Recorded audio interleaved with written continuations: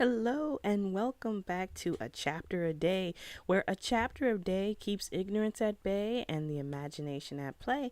I am your hostess, Miss Petals, and welcome back to another installment of Animal Farm. So today we are going to be reading chapter 5. But before we begin, I'd like to say this program is brought to you today by the Seeds of Harvest Library located at 4121 Cleveland Street, Gary, Indiana, inside Market City. Friday and Sunday, 10:30 a.m. through 4 o'clock p.m.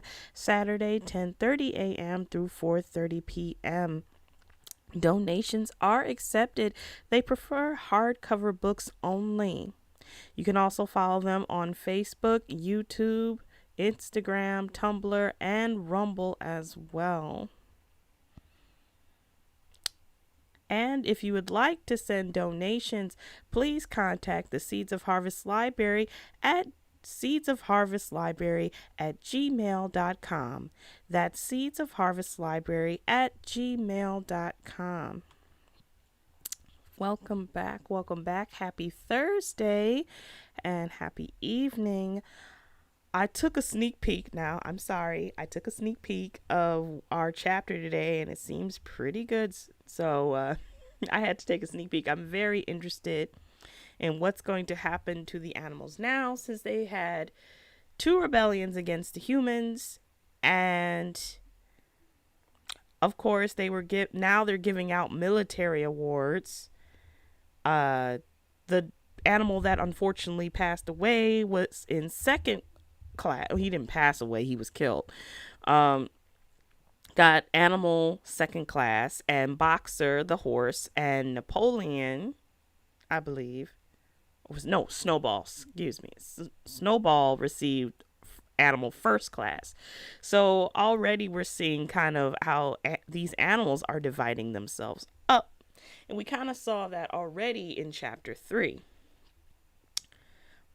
So let us begin chapter 5. I'm excited, you guys. I'm excited.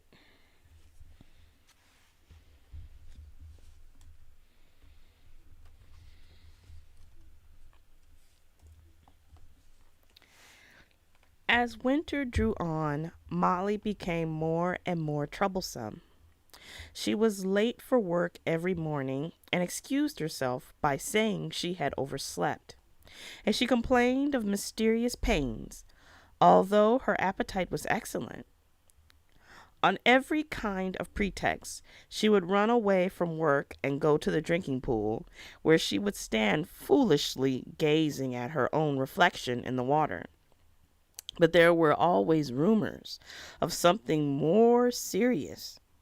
One day, as Molly strolled blithely into the yard, flirting her long tail and chewing at a stalk of hay, Clover took her aside. "Molly," she said, "I have something very serious to say to you. This morning I saw you looking over the hedge that divides Animal Farm and Foxwood. One of Mr. Pilkington's men was standing on the other side of the hedge. And I was a long way away, but I am almost certain I saw this. He was talking to you, and you were allowing him to stroke your nose. What does that mean, Molly?" "He didn't. I wasn't. It isn't true," cried Molly, beginning to prance about and paw the ground. "Molly, look me in the face. Do you give me your word of honor that that man was not stroking your nose?" "It isn't true," repeated Molly, but she could not look Clover in the face. In the next moment, she took to her heels and galloped away into the field. A thought struck Clover. Without saying anything to the others, she went to Molly's stall and turned over the straw with her hoof. Hidden under the straw was a little pile of lump sugar and several bunches of ribbon of different colors. 3 days later, Molly disappeared.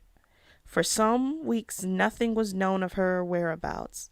Then the pigeons reported that they had seen her on the other side of Willingdon. She was between the shafts of a smart dog cart painted red and black, which was standing outside a public house. A fat, red-faced man in check breeches and gaiters, who looked like a publican, was stroking her nose and feeding her with sugar. Sorry about that. Her coat was newly clipped, and she wore a scarlet ribbon round her forelock. She appeared to be enjoying herself, so the pigeon said none of the animals ever mentioned Molly again. In January, there came bitterly hard weather. The earth was like iron, and nothing could be done in the fields. Many meetings were held in the big barn, and the pigs occupied themselves with planning out the work of the coming season. It had come to be accepted that the pigs, who were manifestly cleverer than the other animals, should decide all questions of farm policy. Though their decisions had to be ratified by a majority vote, this arrangement would have worked well enough if it had not been for the disputes between Snowball and Napoleon. These two disagreed at every point where disagreement was possible. If one of them suggested sowing a bigger acreage with barley, the other was certain to demand a bigger acreage of oats. And if one of them said that such and such a field was just right for cabbages, the other would declare that it was useless for anything except roots. Each had his own following, and there were some violent debates. At the meeting, Snowball often won over the majority of his brilliant speeches, but Napoleon was better at canvassing support for himself in between times. He was especially successful with the sheep. Of late, the sheep had taken no bleating. 4 legs good, 2 legs bad, both in and out of season, and they often interrupted the meeting with this. It was noticed that they were especially liable to break into 4 legs good, 2 legs bad. At crucial moments in Snowball's speeches, Snowball had made a close study of some back numbers of the Farmer and Stockbreeder, which he had found in the farmhouse, and was full of plans for innovations and improvements. He talked learnedly about field drains, silage, and basic slag, and had worked out a complicated scheme for all the animals to drop their dung directly in the fields, at a different spot every day, to save the labor of cartage. Napoleon produced no schemes of his own, but said quietly that Snowball's would come to nothing, and seemed to be biding his time. But all of their controversies, none was so bitter as the one that took place over the windmill.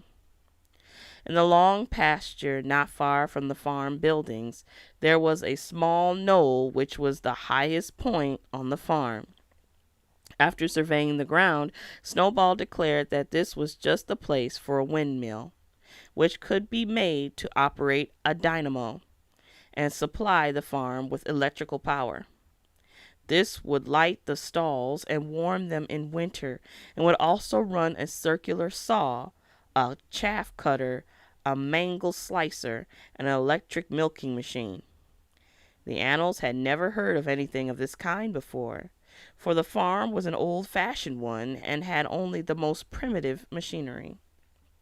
And they listened in astonishment while Snowball conjured up pictures of fantastic machines which would do their work for them, while they gazed at their ease in the fields or improved their minds with reading and conversation. Within a few weeks, Snowball's plans for the windmill were fully worked out. The mechanical details came mostly from 3 books which had belonged to Mr. Jones. 1,000 useful things to do about the house. Every man his own bricklayer, and electricity for beginners. Snowball used as his study a shed which had once been used for incubators, and had a smooth wooden floor suitable for drawing on. He was closeted there for hours at a time, with his books held open by a stone, and with a piece of chalk gripped between the knuckles of his trotter. He would move rapidly to and fro, drawing in line after line and uttering little whimpers of excitement. Gradually the plans grew into a complicated mass of cranks and cogwheels, covering more than half the floor, which the other animals found completely unintelligible, but very impressive. All of them came to look at Snowball's drawings at least once a day. Even the hens and ducks came, and were at pains not to tread on the chalk marks. Only Napoleon held aloof. He had declared himself against the windmill from the start. One day, however, he arrived unexpectedly to examine the plans. He walked heavily round the shed, looked closely at every detail of the plans, and snuffed at them once or twice, then stood for a little while contemplating them out of the corner of his eye. Then suddenly he lifted his leg, urinated over the plans, and walked out without uttering a word. The whole farm was deeply divided on the subject of the windmill. Snowball did not deny that to build it would be a difficult business. Stone would have to be carried and built up into walls. Then the sails would have to be made, and after that there would be need for dynamos and cables. How these were to be procured, Snowball did not say, but he maintained that it could all be done in a year. And thereafter he declared so much labor would be saved that the animals would only need to work 3 days a week. Napoleon, on the other hand, argued that the great need of the movement was to increase food production, and that if they wasted time on the windmill, they would all starve to death. The animals formed themselves into 2 factions under the slogans "Vote for Snowball" and the 3-day week, and "Vote for Napoleon" and the full manger. Benjamin was the only animal who did not side with either faction. He refused to believe either that food would become more plentiful or that the windmill would save work. Windmill or no windmill, he said, life would go on as it had always gone on. That is, badly. Apart from the disputes over the windmill, there was the question of the defense of the farm. It was fully realized that though the human beings had been defeated in the battle of the cowshed, they might make another and more determined attempt to recapture the farm and reinstate Mr. Jones.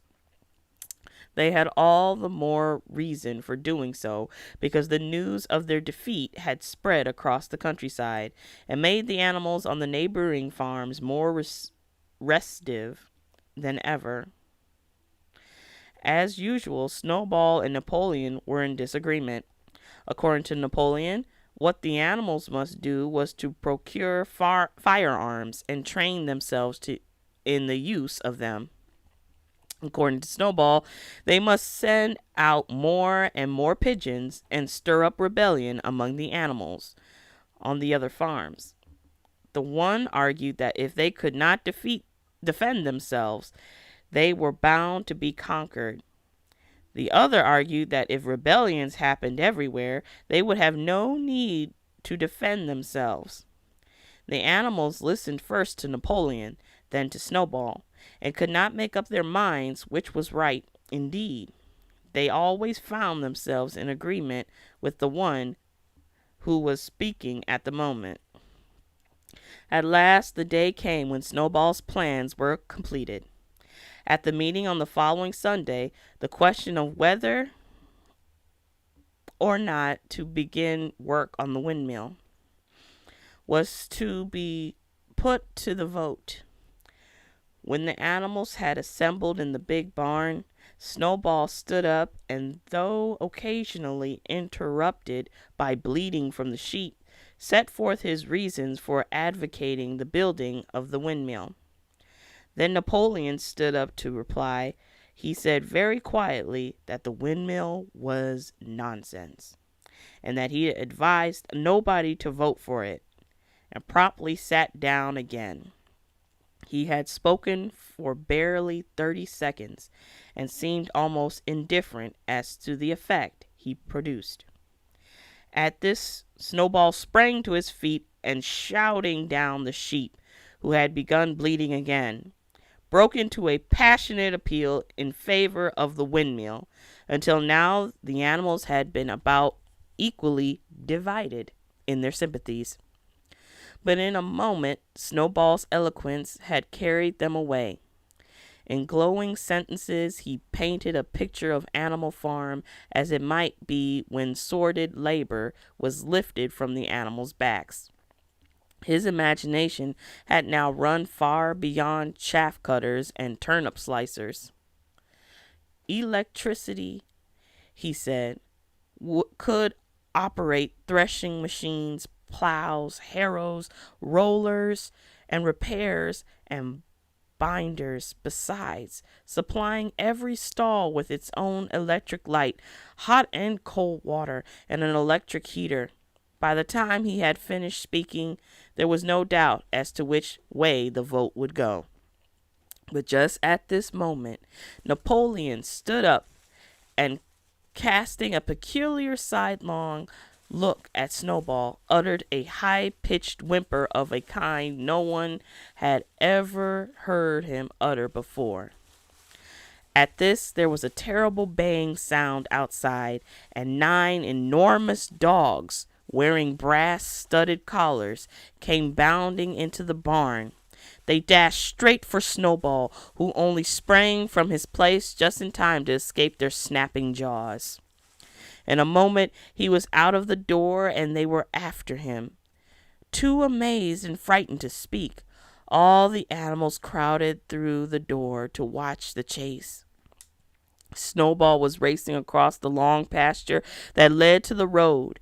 He was running as only a pig can run, but the dogs were close on his heels. Suddenly he slipped, and it seemed certain that they had him. Then he was up again, running faster than ever. Then the dogs were gaining on him again.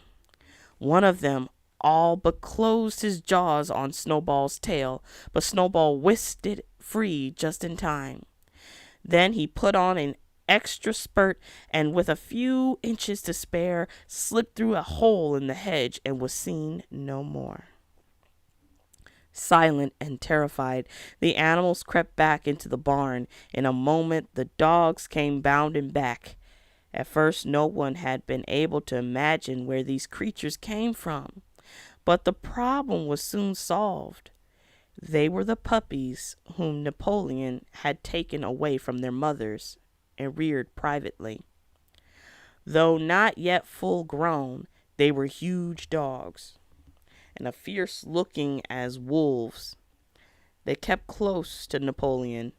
It was noticed that they wagged their tails to him in the same way as the other dogs had been used to do to Mr. Jones. Napoleon, with the dogs following him, now mounted onto the raised portion of the floor where Major had previously stood to deliver his speech. He announced that from now on the Sunday morning meetings would come to an end. They were unnecessary, he said, and wasted time. In future, all questions relating to the working of the farm would be settled by a special committee of pigs, presided over by himself. These would meet in private and afterwards communicate their decisions to the others.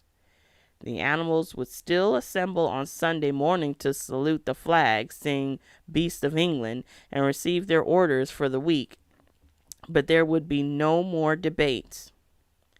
In spite of the shock that Snowball's expulsion had given them, the animals were dismayed by this announcement. Several of them would have protested if they could have found the right arguments. Even Boxer was vaguely troubled. He set his ears back, shook his forelock several times, and tried hard to marshal his thoughts. But in the end, he could not think of anything to say. Some of the pigs themselves, however, were more articulate. 4 young porkers in the front row uttered shrill squeals of disapproval, and all 4 of them sprang to their feet and began speaking at once. But suddenly the dogs sitting around Napoleon let out deep, menacing growls, and the pigs fell silent and sat down again. Then the sheep broke out into a tremendous bleating of 4 legs good, 2 legs bad, which went on for nearly a quarter of an hour and put an end to any chance of discussion. Afterwards, Squealer was sent round the farm to explain the new arrangements to the others. "Comrades," he said, "I trust that every animal here appreciates the sacrifice that Comrade Napoleon has made in taking this extra labor upon himself. Do not imagine, comrades, that leadership is a pleasure. On the contrary, it is a deep and heavy responsibility. No one believes more firmly than Comrade Napoleon that all animals are equal. He would be only too happy to let you make your decisions for yourselves. But sometimes you might make the wrong decisions, comrades, and then where should we be? Suppose you had decided to follow Snowball with his moonshine of windmills. Snowball, who, as we know, was no better than a criminal. He fought bravely at the Battle of the Cowshed, said somebody. Bravery is not enough, said Squealer. Loyalty and obedience are more important. And as to the Battle of the Cowshed, I believe the time will come when we shall find the Snowball's part in it was much exaggerated. Discipline, comrades, iron discipline. That is the watchword for today. One false step and our enemies would be upon us. Surely, comrades, you do not want Jones back." Once again, this argument was unanswerable. Certainly the animals did not want Jones back. If the holding of debates on Sunday mornings was liable to bring him back, then the debates must stop. Boxer, who had now had time to think things over, voiced the general feeling by saying, "If Comrade Napoleon says it, it must be right." And from then on he adopted the maxim, "Napoleon is always right," in addition to his private motto of "I will work harder." By this time the weather had broken and the spring plowing had begun. The shed where Snowball had drawn his plans of the windmill had been shut up, and it was assumed that the plans had been rubbed off the floor. Every Sunday morning at 10 o'clock, the animals assembled in the big barn to receive their orders for the week. The skull of old Major, now clean of flesh, had been disinterred from the orchard and set up on a stump at the foot of the flagstaff, beside the gun.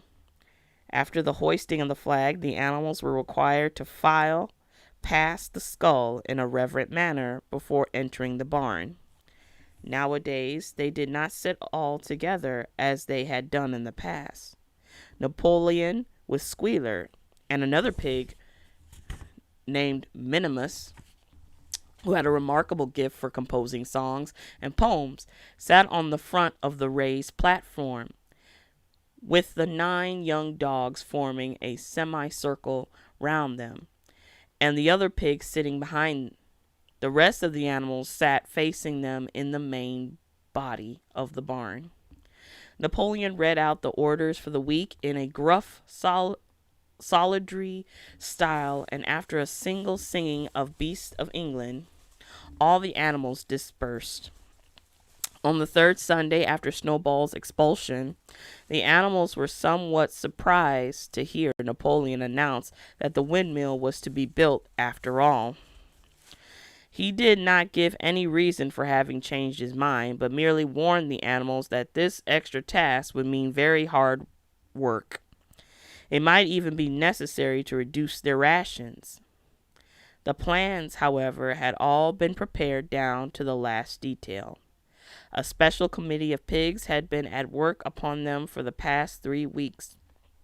The building of the windmill, with various other improvements, was expected to take 2 years. That evening, Squealer explained privately to the other animals that Napoleon had never in reality been opposed to the windmill. On the contrary, it was he who had advocated it in the beginning.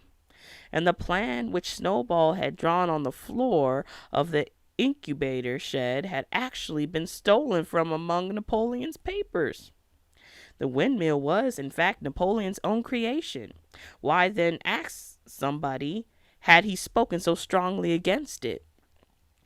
Here Squealer looked very sly. That, he said, was Comrade Napoleon's cunning. He had seemed to oppose the windmill simply as a maneuver to get rid of Snowball, who was a dangerous character and a bad influence. Now that Snowball was out of the way, the plan could go forward without his interference. This, said Squealer, was something called tactics. He repeated a number of times, "Tactics, comrades, tactics." Skipping round and whisking his tail with a merry laugh, the animals were not certain that what the word meant. But Squealer spoke so persuasively, and the 3 dogs who happened to be with him growled so threateningly, that they accepted his explanation without further question. So that, my dear friends, is chapter 5. Woo-wee. I'm glad Millie got the heck out of there. I'd be just like her. I get the heck out of the animal farm and move right with to the next door farm. So now Snowball is out of the picture, and now Napoleon is in charge. I think we saw this coming in further chapters. But now, have you noticed that Squealer kind of acts like our modern day media, where they try to switch the narrative to what really happened and demonize people? I mean, we just read that Snowball, his idea was just to bring electricity to the farm, and Napoleon had other plans of just taking over and being a leader. You see how things are being controlled now and taken over? I agree with Benjamin when he said that this is just, I'm paraphrasing what he said. He pretty much said that none of this is going to work. Napoleon's plan is not going to work, and Snowball's plan is not going to work, and it's just going to end badly. And wouldn't you know it, it's starting to look bad. Even thinking for yourself, even the animals aren't allowed to think for themselves anymore. And Boxer, which is Haunting, tells himself that Napoleon is right and he'll always be right and he can go no wrong and I'll just work harder. Kind of a reflection of what's going on nowadays, huh? Well, until next time, until Monday, this is Miss Petals saying a chapter a day keeps ignorance at bay and imagination at play. I will see you next time.